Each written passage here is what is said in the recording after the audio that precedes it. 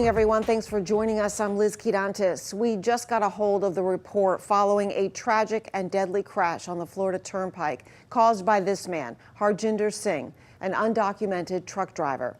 In that report, it details whether or not the victim's minivan had time to avoid this crash seen on dashcam video.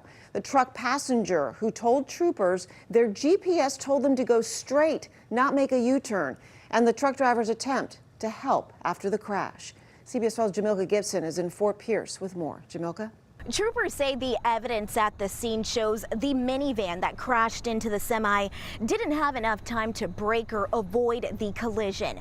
And now there's a lot of questions. How exactly a man who came into the country illegally and didn't speak English was able to obtain a CDL?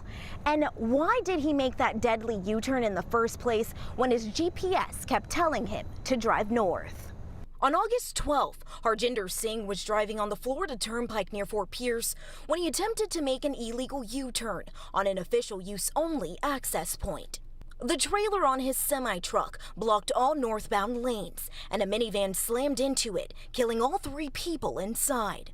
The victims, identified as Herbie Dufresne, Faniola Joseph, and Rodrigue Dor Joseph from Broward and Miami-Dade counties. It is not meant for motorists to just do a U-turn. It is certainly not meant for a semi-truck to do an abrupt U-turn. And so I don't think he knew what was going on. It was reckless disregard for the safety of other people. And he tries to do this abrupt U-turn, and that other car didn't have a chance. That other car didn't have a chance. A recently released arrest report gives a closer look into the scene that Tuesday. According to investigators, there were no marks that indicated pre-collision braking or evasive maneuvers, indicating there was no time for the minivan to react. The passenger in Singh's truck told troopers the GPS told them to continue to exit 193, and he wasn't sure why the driver tried to make a U-turn to begin with. After the crash, witnesses say they spotted a man wearing a turban, believed to be Singh, grab a hammer to help break the windows of the minivan. But when officials arrived, Singh refused to do an interview and instead asked for an attorney. A day later, he hopped on a flight to California and was later extradited to Florida.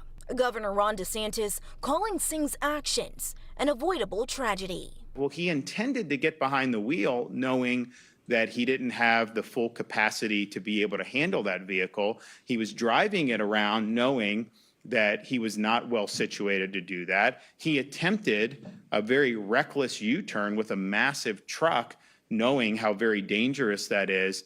Tuesday afternoon, Singh received a visit from a human rights attorney and general counsel to Sikhs for Justice, who says the suspect is also in a state of grief. That Harjinder's case is one of tragic misjudgment and not of an intentional or malicious act. Harjinder did not set out to harm anyone in any way. And right now, to treat him or portray him as a malicious killer, it would be very unfair and wrong. It's important to note that this community lawyer is not representing Singh, but he did announce that the advocacy group will be donating $100,000 to the families of the victims. Reporting in Fort Pierce, Jamilka Gibson.